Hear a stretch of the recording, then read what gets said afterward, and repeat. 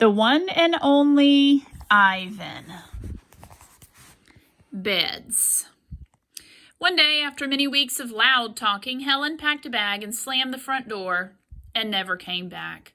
I don't know why. I never know the why of humans. Remember, Helen is Mac's wife. That night, I slept with Mac in his bed. My old nests were woven of leaves and sticks and shaped like his bathtub, cool green cocoons. Mac's bed, like mine, was flat, hot, without sticks or stars. Still, he made a sleeping sound like the rumble my father used to make when all was well, a sound from deep inside his belly. My place. Mac grew sullen. I grew bigger. I became what I was meant to be, too large for chairs, too strong for hugs, too big for human life. I tried to stay calm, to move with dignity. I did my best to eat daintily, but human ways are hard to learn, especially when you're not a human. When I saw my new domain, I was thrilled, and who wouldn't have been? It had no furniture to break, no glasses to smash, no toilets to drop Mac's keys into. It even had a tire swing. I was relieved to have my own place. Somehow I didn't realize I'd be here quite so long. Now I drink Pepsi, eat old apples, watch reruns on TV. But many days I forget what I am supposed to be. Am I a human? Am I a gorilla? Humans have so many words, more than they truly need. Still, they have no name for what I am. 9,876 days. Ruby is finally asleep. I watch her chest rise and fall. Bob, too, is snoring. But my mind is still racing. For perhaps the first time ever, I've been remembering. It's an odd story to remember, I have to admit. My story has a strange shape, a stunted beginning, an endless middle. I count all the days I've lived with humans. Gorillas count as well as anyone, although it's not a particularly useful skill to have in the wild. I've forgotten so many things, and yet I always know precisely how many days I've been in my domain. I take one of the magic markers Julia gave me. I make an X, a small one, on my painted jungle wall. I make more X's and more. I make an X for every day of my life with humans. My marks look like this. The rest of the night, I mark the days. And when I am done, my wall looks like this. Keeping tally marks of the days. And so on until there are 9,876 X's. Marching across my wall like a parade of ugly insects. A visit. It's almost morning when I hear steps. It's Mac. He has a sharp smell. He weaves as he walks. He stands next to my domain. His eyes are red. He's staring out the window at the empty parking lot. "Ivan, my man," he mumbles. "Ivan." He presses his forehead against the glass. "We've been through a lot, you and me." A new beginning. We don't see Mac for 2 days. When he returns, he doesn't talk about Stella. Mac says he is anxious to teach Ruby some tricks. He says the billboard is bringing in more visitors. He says it's time for a new beginning. All afternoon and into the evening, Mac works with Ruby. Ruby's feet are looped with rope so that she cannot run. A heavy chain hangs off her neck. Mac shows her Stella's ball, her pedestal, her stool. He introduces her to Snickers. When Ruby obeys Mac, he gives her a cube of sugar or a bit of dried apple. When she doesn't, he yells and kicks at the sawdust. When George and Julia arrive, Mac is still training Ruby. Julia sits on a bench and watches them. She draws a little, but mostly she keeps her eyes on Ruby. Bob watches too. He's hiding in the corner of my domain under knot tag. It's raining outside, and Bob does not like damp feet. Ruby trudges behind Mac, her head drooping. Endlessly, they circle the ring. Sometimes Mac slaps her flank with his hand. Suddenly, Ruby jerks to a stop. Mac pulls the chain hard, but Ruby refuses to move. Come on, Ruby. Mac is almost pleading, which means begging. What is your problem? She's exhausted, I say to myself. That's the problem. Mac groans. Idiot elephant. Idiot human, Bob mutters. Walk, Ruby, I say, although I know she's too far away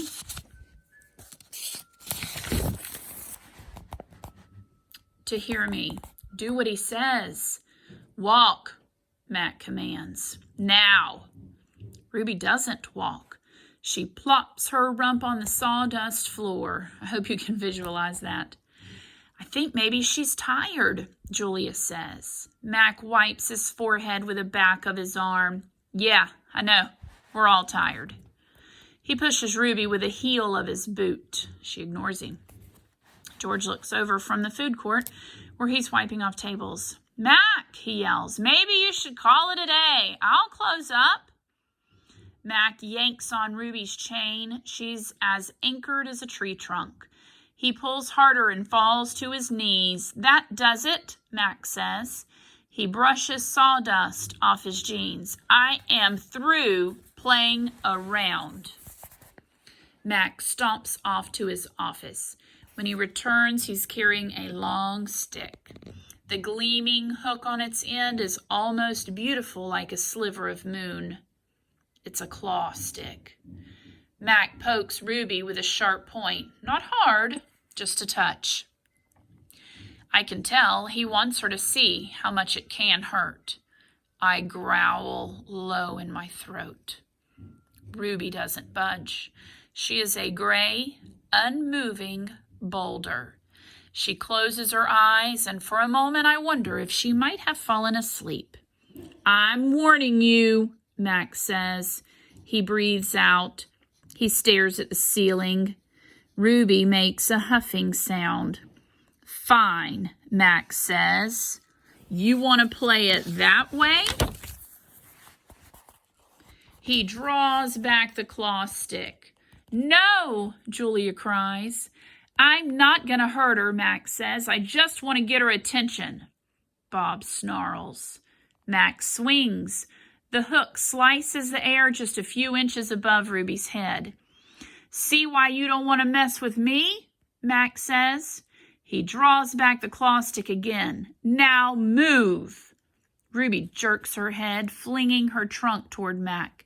She makes a noise that sends the sawdust scattering. It makes my glass shiver. It is the most beautiful mad I have ever heard. Ruby's trunk slaps into Mac. Oh no. I don't see exactly where she strikes him. Somewhere below his stomach, I think.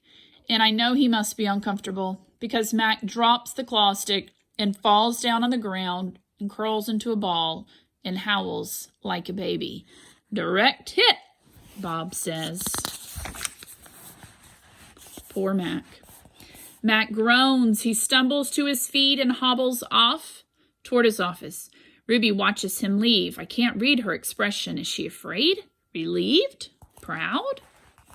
When Mac is gone, George and Julia lead Ruby from the ring. It's okay, baby, it's okay, Julia says, stroking Ruby's head.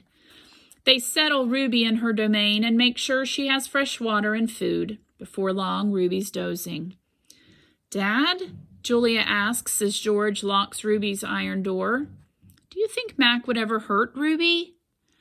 I don't think so, Jules, George says. At least I hope not. Maybe we could call someone. George scratches his chin. I wish I could help Ruby, but I wouldn't know how. I mean, who would I call? The elephant cops? Besides, George looks down. I need this job, Jules. We need this job. Your mom, the doctor bills. He kisses the top of Julia's head. Back to work. You and me both. Julia sighs and reaches for her backpack. She removes a piece of paper, a bottle of water, and a small metal box. Homework first, George says, wagging a finger. Then you can paint. It's for art class, Julia explains. We're doing watercolors. I'm going to paint Ruby. George smiles. All right, then, just don't forget your spelling. Dad, Julia asks again, did you see Mac's face when Ruby hit him? George nods. Yes, he said solemnly. I did. He shakes his head. Poor Mac. He turns away, and only then do I hear him laughing. Colors. Julia opens the metal box. I see a row of little squares. Green, blue, red, black, yellow, purple, orange. The colors seem to glow. She pulls out a brush with a thin tuft of a tail at its end. She dips the brush in water and wets the paper, then taps at the red square. When the brush meets the damp paper, pink petals of color unfurl like morning flowers. I can't take my eyes off that magical brush. For a moment, I'm not thinking about Ruby, and Mac, and the claw stick, and Stella. Almost. Julia touches red again, then blue, and there suddenly is the purple of a ripe grape. She touches the blue, and her paper turns to summer sky, black and white, and now I see that she is painting a picture of Ruby. I can make out her floppy ears, her thick legs. Julia stops painting.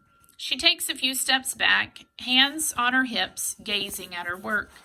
She scowls. It's not right, she says. She glances over her shoulder at me. I try to look encouraging. Julia starts to crumple up the paper, then reconsiders. Instead, she slides it into my cage at the spot where my glass is broken. Here you go, she says. A Julia original. That'll be worth millions someday. Gingerly, I pick up the paper. That means carefully. I do not eat a single bite of it. Oh, hey, I almost forgot. Julia runs to her backpack. She pulls out 3 plastic jars, 1 yellow, 1 blue, 1 red. She opens the jars, and an odd, not food smell hits my nose. Julia pushes the jars one by one through the opening. Then she slides some paper through. These are called finger paints, she says. My aunt gave them to me, but really I'm too old for finger painting. I stick a finger into the red jar. The paint is thick as mud. It's cool and smooth, like bananas underfoot. I pop my finger into my mouth. It's not exactly ripe mango, but it's not bad. Julia laughs. You don't eat it. You paint with it. She grabs a piece of paper and presses her finger on it. See? Like this. I place my finger on a piece of paper. I lift it, and a red mark is there. I get a bigger glob from the pot and slap my hand down on the page. When I pull my hand off the paper, its red twin stays behind. This isn't like the ghostly handprints on my glass, the ones my visitors leave behind. This handprint can't be so easily wiped away. A bad dream. I lie awake, peeling dried red paint off my fingertips. Bob, who accidentally walked on one of my paintings, is licking his red paws. Every so often I glance over at the empty ring. The claw stick glints into the moonlight. Stop! No! Ruby's frantic cries startle me. Ruby, I call, you're having a bad dream. You're okay. You're safe. Where's Stella? She asks, gulping air. Before I can answer, she says, never mind. I remember now. Go back to sleep, Ruby, I say. You've had a hard day. I can't go back to sleep, she says. I'm afraid I'll have the same dream. There was a sharp stick, and it hurt. I look at Bob, and he looks back at me. Oh, Ruby says. Oh, Mac. She puts her trunk between the bars. Do you think, she hesitates, do you think Mac is mad because I hurt him today? I consider lying, but gorillas are terrible liars. Probably, I finally say. He ran away after that, Ruby says. Bob gives a scornful laugh. Crawled away is more like it. We are quiet for a while. Branches claw at the roof. A light rain drums. One of the parrots murmurs something in her sleep. Ruby breaks her silence. Ivan, I smell something funny. He can't help it, Bob says. I believe she's referring to the finger paints Julia gave me, I say. What are finger paints? Ruby asks. You make pictures with them, I explain. Could you make a picture of me? Maybe someday. I remember Julia's picture, the one that will be worth $1 million. I hold it up to the glass. Look, it's you. Julia made it. It's hard to see, Ruby says. There's not much moonlight. Why do I have 2 trunks? I examine the picture. Those are feet. Why do I have 2 feet? That's called artistic license, Bob says. Ruby sighs. Could you tell me another story, she asks. I don't think I can ever go back to sleep. I told you all I remember, I say with a helpless shrug. Then tell me a new story, she says. Make something up. I try to think, but my thoughts keep returning to Mac and his claw stick. Anything yet? Ruby asks. I'm working on it. Ivan, Ruby presses, Bob said you're going to save me. I search for true words. I'm working on that too. Ivan, Ruby says in a voice so low I can barely hear her. I have another question. I can tell from the sound of her voice that this will be a question I don't want to answer. Ruby taps her trunk against the rusty iron bars of her door. Do you think, she asks, that I'll die in this domain someday, like Aunt Stella? Once again, I consider lying, but when I look at Ruby, the half-formed words die in my throat. Not if I can help it, I say instead. I feel something tighten in my chest, something dark and hot. And it's not a domain, I add. I pause, and then I say it. It's a cage. Now, the interesting thing is, all along, when someone else called it a cage, Ivan corrected them to say it was a domain. But here, he's finally saying that it is a cage. I think in his mind, a domain was better than a cage. But I think he's finally admitting that it's a cage.